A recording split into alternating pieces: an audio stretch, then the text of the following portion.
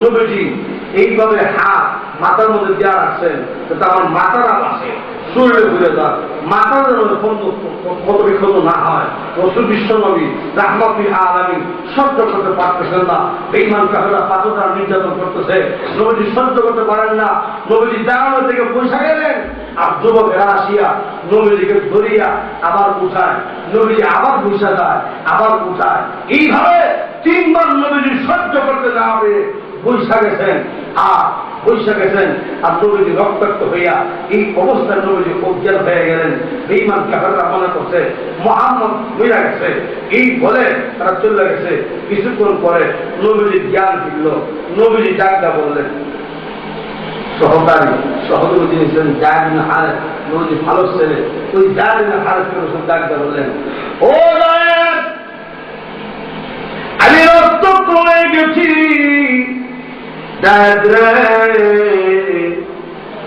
এই চাদর না রক্তগুলার চাদর দ্বারা মুছিয়া গেল, রক্তগুলাকে জমিয়ে পড়তে দিও না। ও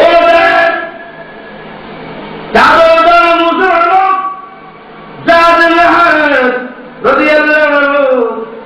রক্তকে চাদর দ্বারা মালিশ করতেছেন, মুছতেছেন। হঠাৎ করে ডাকতে বলেন, আল্লাহ নবী গো,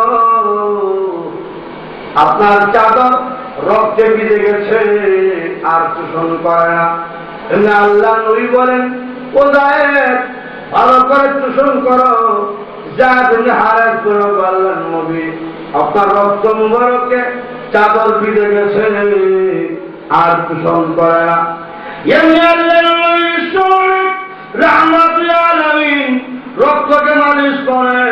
যায়েদ হারেস করে বললেন, নবী রক্তকে মালিশ করতেছেন, আমি জানতে চাইব যে রক্ত বের হয়েছে সেই রক্ত কি আবার শরীরে প্রবেশ করবে?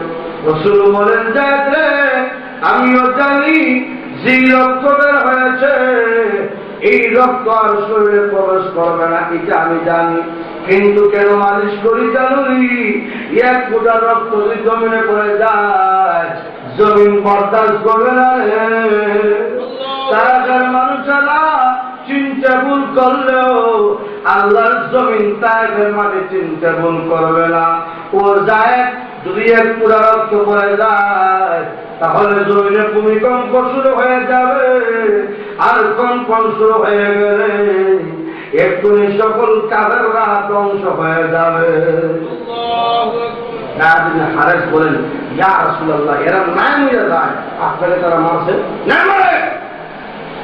আল্লাহ ওরা দূরে মারা যায়, আমি রাসূল কালেমা দেওয়া তার কাছে না যায়,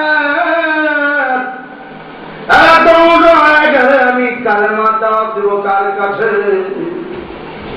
আল্লাহ নবী বলেন, যায়েদ, আমার শরীরটা দুর্বল হয়ে গেছে, ও যায়েদ, আমি বিশ্রাম নিব, একটা জায়গা করে দাও, আমি বিশ্রাম করার মতো একটা জায়গা করো। যায়েদ হারেস রাদিয়াল্লাহু আনহু একটা খেজুরের বাগানে নবীজিকে নিয়ে গেলেন। খেজুর গাছের ছায়ার মধ্যে নবীজি ঘুমিয়ে গেছে। এই অবস্থায় আবারও নবীজি অজ্ঞান হয়ে গেছেন। এই মাত্র নবীজি অজ্ঞান হয়ে গেলেন, যায়েদ হারেস সেজদা করে কান্না শুরু করছে, খোদা গো, মনে হয় নবুয়তের সূর্যটা ডুবে গেছে।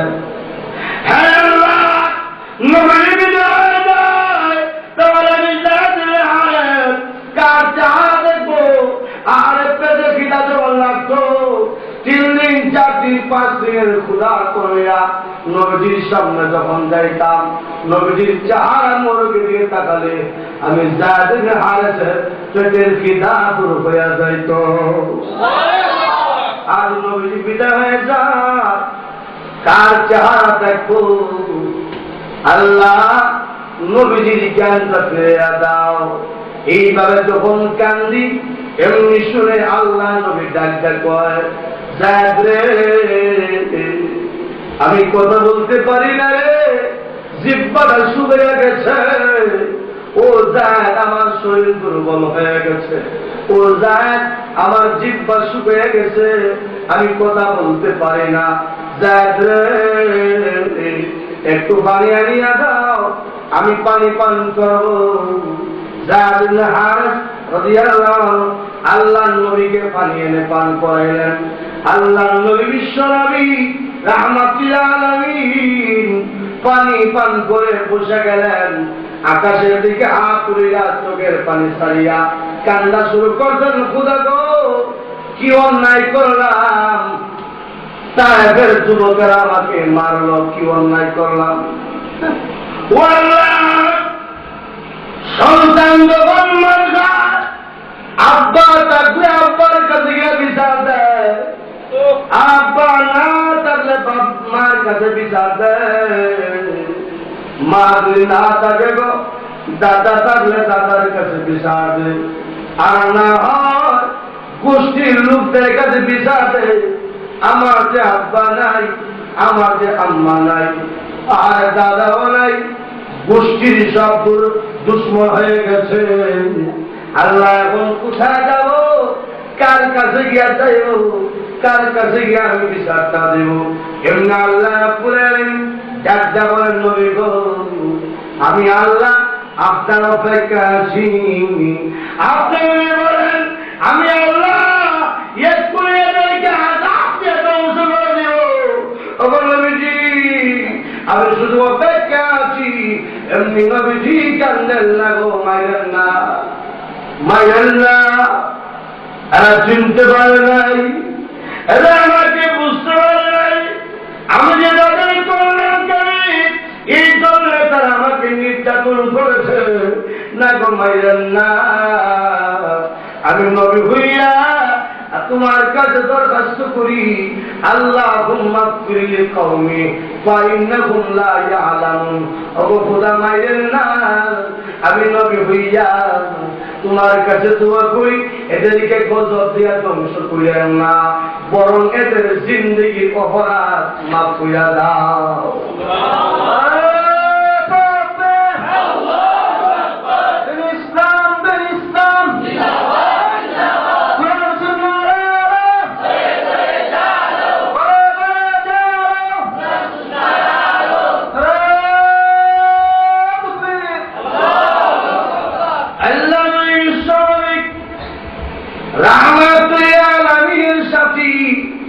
খারাপ ব্যবহার করেছে, কিন্তু নবীজি খারাপ ব্যবহার করেন।